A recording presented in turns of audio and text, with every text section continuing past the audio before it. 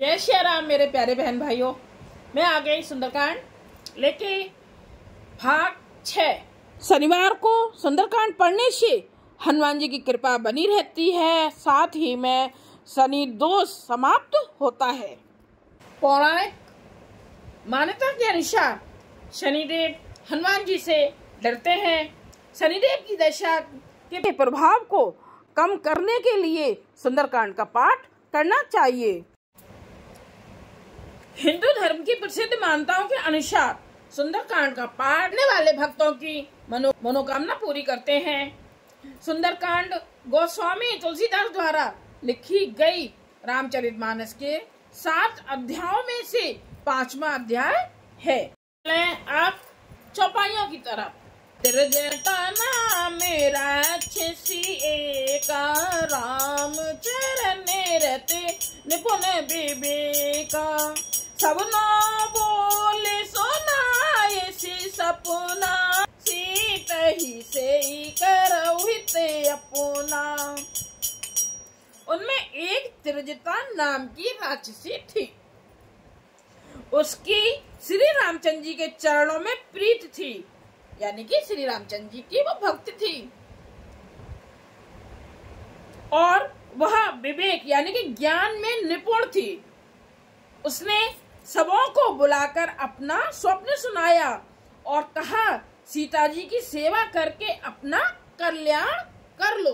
सपने बानरे लंका जारी जातो दान से ना सब मारी खरे आरुण नगन दस सीसा मुंडित सिर खंडित भुज बीसा।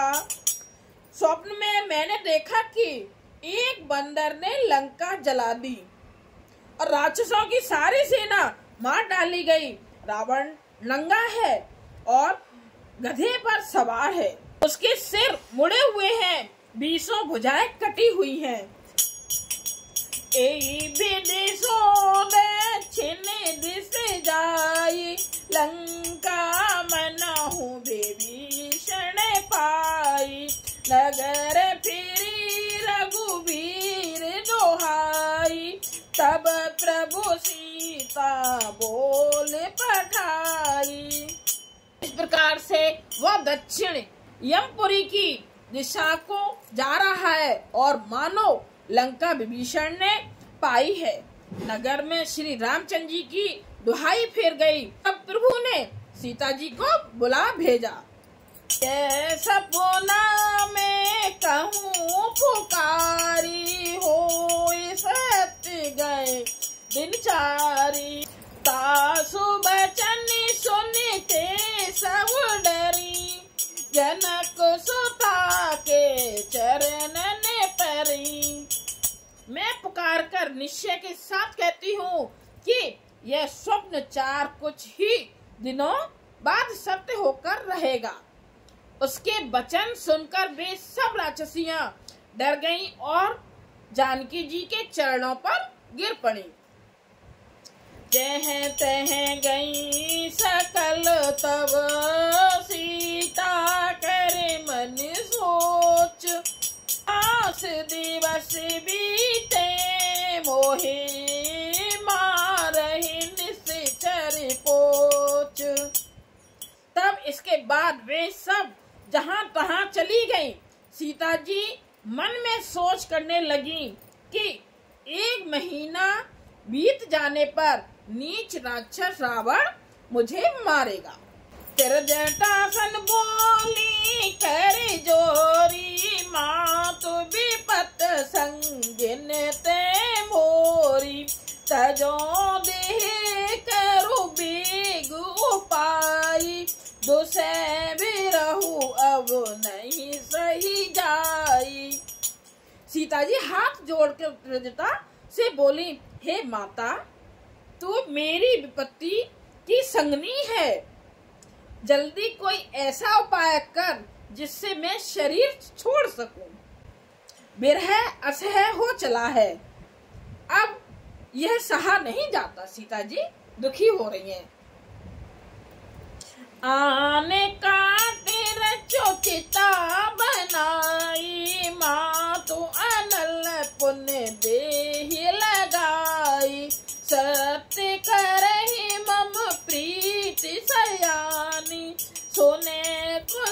पवन सूल समबानी। काठ लाकर चिता बनाकर सजा दे। सीता जी उस त्रिजटा से बोल रही हैं कि लकड़ी लाकर चिता बनाकर सजा दे हे माता, फिर उसमें आग लगा दे। हे सयानी, तू मेरी प्रीत को सत्य कर दे।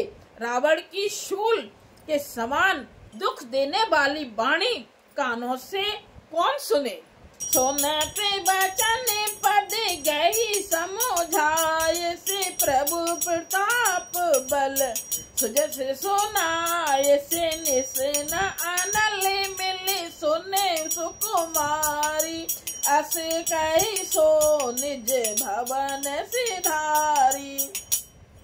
सीता जी के वचन सुनकर त्रिजटा ने चरण पकड़कर उन्हें समझाया और प्रभु का प्रताप, बल और सुयश सुनाया। उसने कहा, हे सुकुमारी सुनो, रात्रि के समय आग नहीं मिलेगी। ऐसा कहकर वह अपने घर चली गई। कह सीता विधिभा प्रतिकूला, मिलहि न पावक मिटहि न सूला।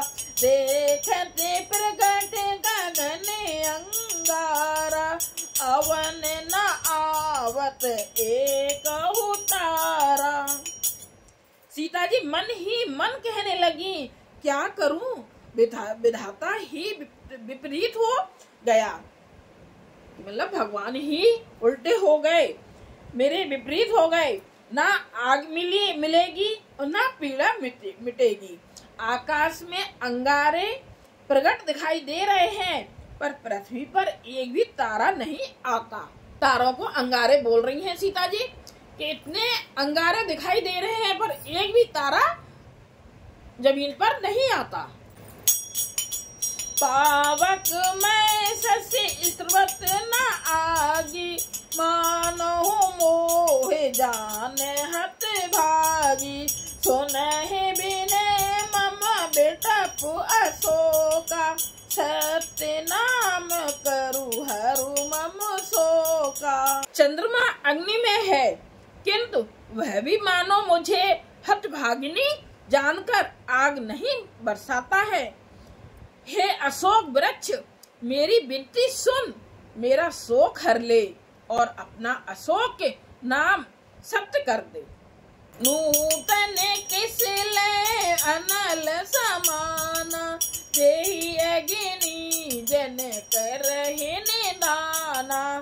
देख परम बिरहा कुल सीता, सोचन कपहि कलप समबीता। तेरे नए नए कोमल पत्ते अग्नि के समान हैं। अग्नि दे, विरह रोग का अंत मत कर, अर्थात विरह रोग को बढ़ाकर सीमा तक ना पहुंचा। सीता जी को विरह से परम व्याकुल देखकर वह क्षण हनुमान जी को कल्प के समान बीता। वो क्षण जरा सा क्षण और कैसे बीत रहा है, कल्प के समान बीत रहा है।